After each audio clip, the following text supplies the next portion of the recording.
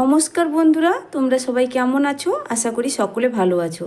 Pampa simple কুকে সবাইকে স্বাগত।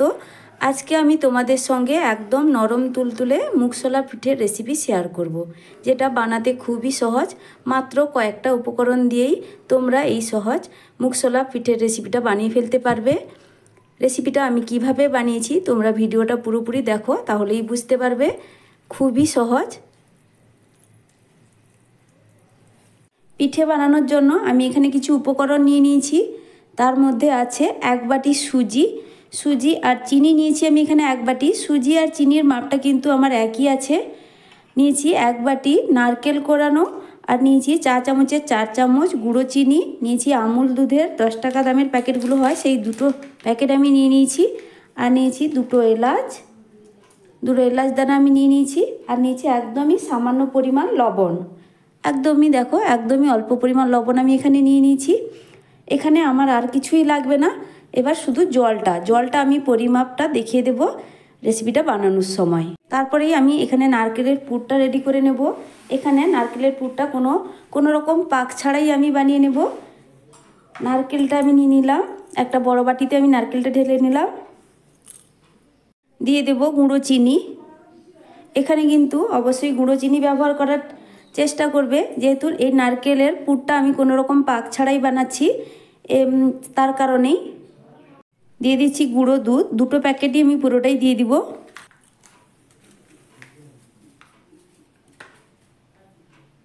এবার হাত দিয়ে ভালো করেই মিশিয়ে নেব। এই পুরটা কিন্তু দুর্দান্ত টেস্ট হয় খেতে। কোনো রকম গ্যাস না জ্বালিয়েই আমার পুরটা একদমই রেডি হয়ে গেল। চিনি আর গুঁড়ো দুধ আমি নারকেলের সঙ্গে ভালো করে মিশিয়ে নিয়েছি। এখানে আমার পুরটা কিন্তু পুরোপুরি রেডি। এখানে কোনো রকম গ্যাস জ্বালানো ঝামেলা ছাড়া এরকম একটা টেস্টি নারকেলের পুর খুব সহজেই বানিয়ে নিতে পারবে। এবার এটাকে আমি এক সাইডে রেখে দিচ্ছি। তারপরে গ্যাসে আমি একটা কড়াই বসিয়ে দিয়ে গ্যাসটা জ্বালিয়ে নিয়েছি। এবার দিয়ে দেব 2 বাটি জল। যেই বাটির মাপ ধরেই আমি সুজিটা নিয়েছি, সেই বাটির মাপ ধরেই 2 বাটি জল দিয়ে দেব। দিয়ে দিচ্ছি লবণ। এবার গ্যাসটা বাড়িয়ে দিয়ে আমি জলটা একটু ফুটে ওঠা পর্যন্ত অপেক্ষা করব। দেখো এখানে জলটা আমার ফুটে উঠেছে। এবার অল্প অল্প করে সুজি দিয়ে আমি একটা সুজির ডো রেডি করব। একসঙ্গে দিয়ে দিবে না, অল্প অল্প করে দিয়ে মেশাতে হবে।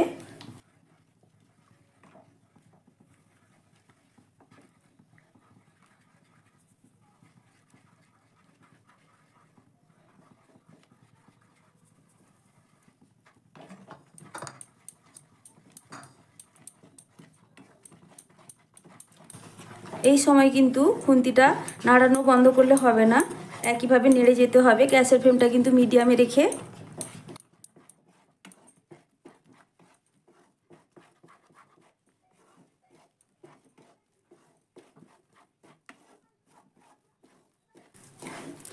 এখানে কিন্তু খুব বেশি শক্ত করব না, একটা মিডিয়াম ভাব হবে। আমি একটু তোমাদের দেখিয়ে দিচ্ছি ঠিক কোন অবস্থায় গ্যাসের ফ্লেমটা অফ করতে হবে। খুব বেশি শক্ত করে দিলেও হবে না, কারণ সুজিটা ঠান্ডা হয়ে গেলে অনেকটাই শক্ত হয়ে যাবে।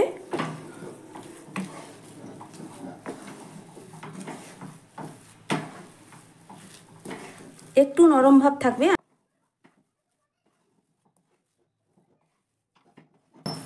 দেখো ঠিক এই অবস্থায় কিন্তু আমি গ্যাসের ফ্লেমটা অফ করে দিচ্ছি।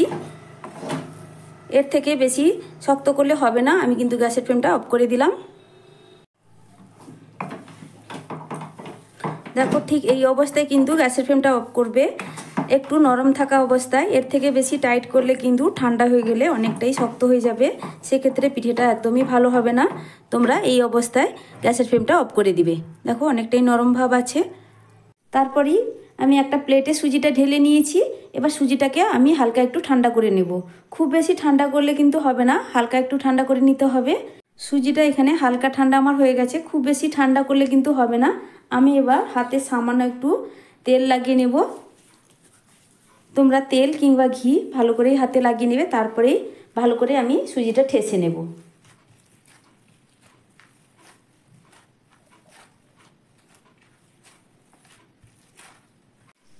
সুজিটা কিন্তু এখানে ঠেসে ভালো করেই মাখিয়ে নিতে হবে। যত ভালো করে সুজিটা ঠেসা হবে সেক্ষেত্রে পিঠেটা কিন্তু খুব সফট হয়। আমার এখানে কিন্তু সুজিটা ভালো করেই মাখানো হয়ে গেছে। এবার আমি হাতটা ভালো করে পরিষ্কার করে ধুয়ে নেব। এবার হাতটা ভালো করেই আমি পরিষ্কার করে এসেছি, আবারও একটু তেল আমি হাতে লাগিয়ে নিয়েছি। আমি এবার তোমাদের একটু ডোটা দেখাই, ডোটা ঠিক কতটা পরিমাণ সফট হয়েছে। ঠিক এইভাবেই হতে হবে। দেখো, পরেই আমি এখান থেকে একটা করে লেচি কেটে নেব। দেখো, ঠিক এইভাবে একটা করে লেচি আমি কেটে নিচ্ছি। খুব বেশি ছোটও না আর খুব বেশি বড়ও না, মাঝারি সাইজের আমি একটা লেচি নিয়ে নিব।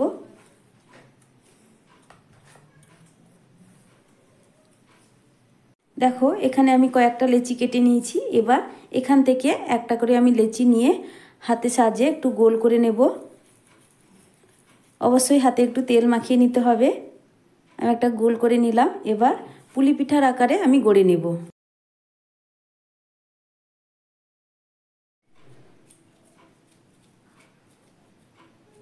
দেখো, একটা বাটির শেপ দিয়ে দিয়েছি। তারপরেই দিয়ে দিচ্ছি আমি আগে থেকে বানিয়ে রাখা নারকেলের পুর।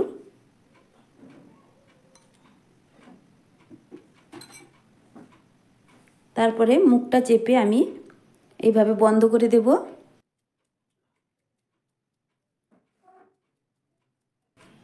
এটা কিন্তু বানাতে খুবই সহজ। দেখো, একটু আমি তোমাদের একটু দেখিয়ে দিচ্ছি। তোমরা যে যা ডিজাইন পছন্দ মতো ডিজাইন করে নেবে। আমি একটু তোমাদের আমার পছন্দের ডিজাইনটা দেখাচ্ছি।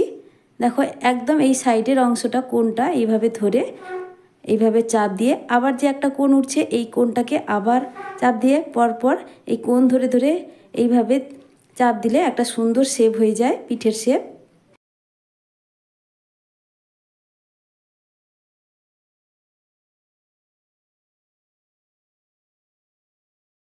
দেখো, সুন্দর একটা আমি পিঠের ডিজাইন করে নিলাম। তোমরা তোমাদের পছন্দের মতো পিঠের ডিজাইন দিয়ে দিবে। এবার একটা আমার রেডি হয়ে গেল। প্রত্যেকটা পিঠে আমি একইভাবে রেডি করে নেব। আমি আবারও একটা তোমাদের দেখাচ্ছি।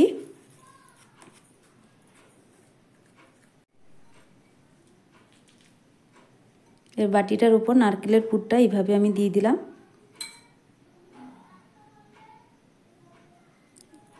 ধরে আমি মুখটা এইভাবে বন্ধ করে দেব।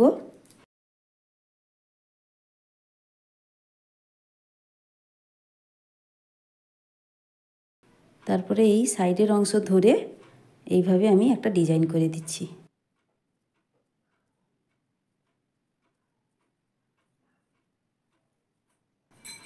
এইভাবে প্রত্যেকটা পিঠে আমি রেডি করে নেব।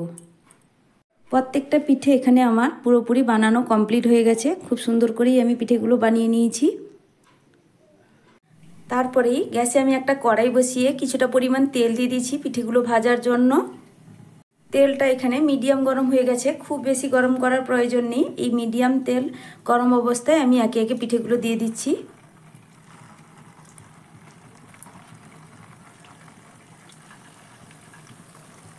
এখানে পিঠেগুলো কিন্তু আমি লালচে করে ভাজবো না। এক পিঠ হালকা ভাজা হয়ে গেলে আমি পিঠেগুলো উল্টে দেব। পিঠে ভাজতে কিন্তু একদমই সময় লাগে না এই পিঠে। দেখো, এক পিঠ ভাজা হয়ে গেছে, আমি উল্টে দিচ্ছি।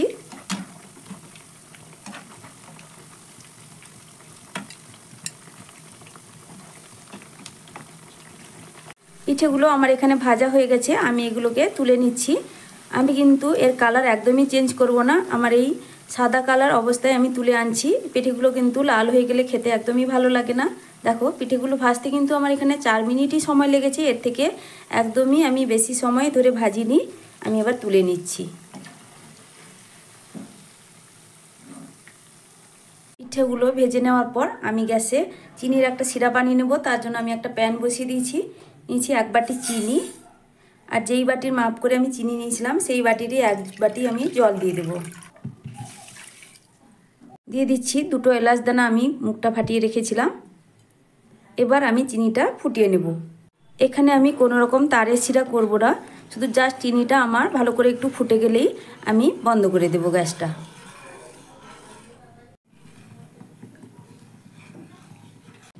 চিনি জলটা আমার ফুটে উঠেছে, আর 1 মিনিট একটু ভালো করে ফুটিয়ে নেব, তারপরেই গ্যাসের ফ্লেমটা অফ করে দিব। এবার চিনি শিরাটা আমার পুরোপুরি রেডি। আমি এবার গ্যাসের ফ্লেমটা অফ করে দিব। এই অবস্থায় চিনি শিরাটা খুবই গরম। আমি 1 মিনিট পর পিঠেগুলো একে একে চিনি শিরার মধ্যে দিয়ে দেবো। খুব গরম অবস্থায় দেব না, 1 মিনিট পরেই আমি দিয়ে দেব।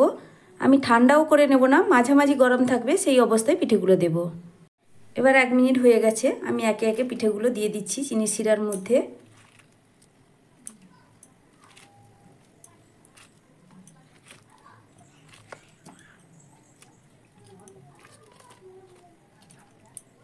এবার শিরার মধ্যে কিন্তু আমি বেশিক্ষণ ফেলে রাখবো না, 1 পিঠ হয়ে গেলে আর 1 পিঠ আমি সাথে সাথেই উল্টে দিচ্ছি। বেশিক্ষণ রাখলে কিন্তু পিঠেগুলো খুবই নরম হয়ে যাবে, সেক্ষেত্রে কিন্তু পিঠেগুলো খেতে ভালো লাগবে না। দেখো আমি সাথে সাথেই উল্টে দিচ্ছি, এতেই চিনি শিরা অনেকটাই সোক করে যাচ্ছে পিঠের মধ্যে।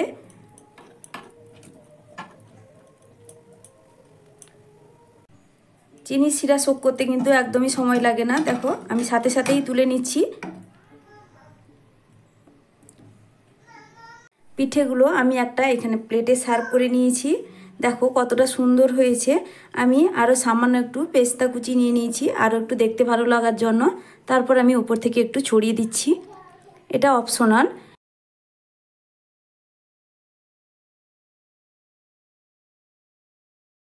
এবার দেখো পিঠেটা কতটা সুন্দর হয়েছে দেখতে।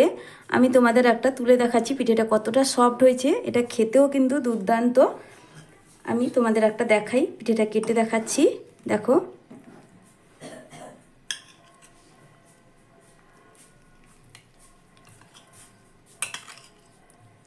একদমই সফট। তোমরা নিশ্চয়ই দেখে বুঝতে পারছো পিঠেটা কতটা সুন্দর হয়েছে। আমার এই পিঠের রেসিপি তোমাদের কেমন লাগলো কমেন্ট করে জানাবে। আর যদি ভালো লেগে থাকে প্লিজ লাইক শেয়ার সাবস্ক্রাইব করে দেবে। আজকের মতো টাটা, ফিরে আসছি নতুন এক রেসিপি নিয়ে।